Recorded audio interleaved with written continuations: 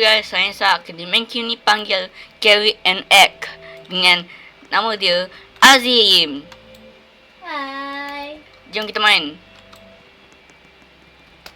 Saya main adalah orang. Okey, saya tengah pegang Azim. Tu Azim. Dan saya akan menangkan semua map ni. Jom. Dah banyak map ni.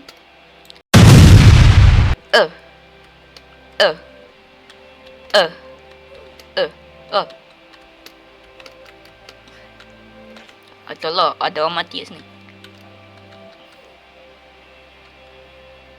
Okey.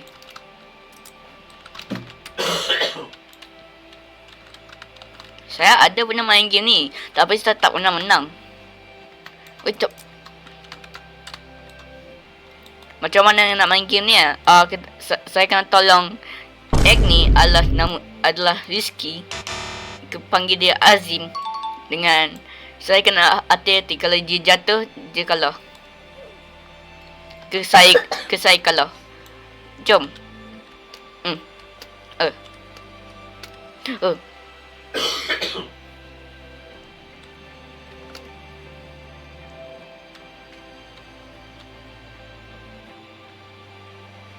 Okay.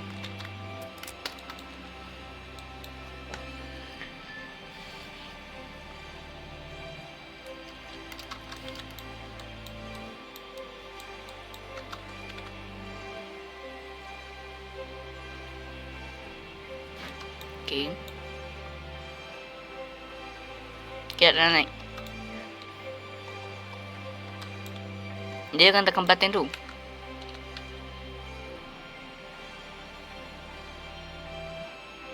Diam.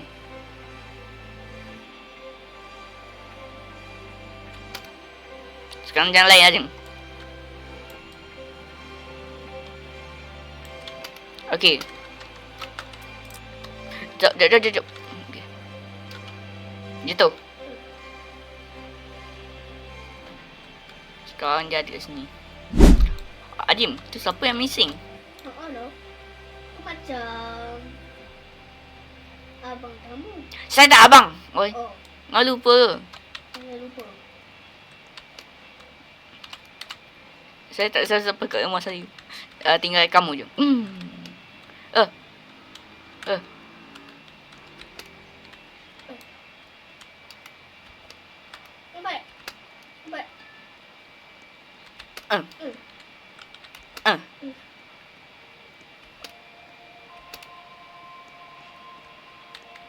Ni first try.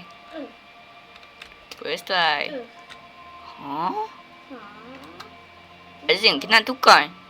Ada nak tukar? Boleh? Wow. Ha? Saya alam telur sekarang. Jom.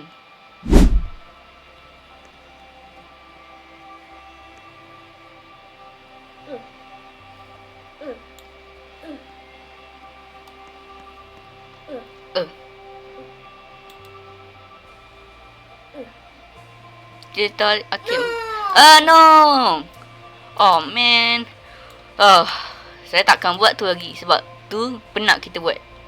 Okay guys, kalau kamu nak tengok video ni lagi dengan adik saya lagi, jangan lupa like dan subscribe. Bye bye. Bye bye.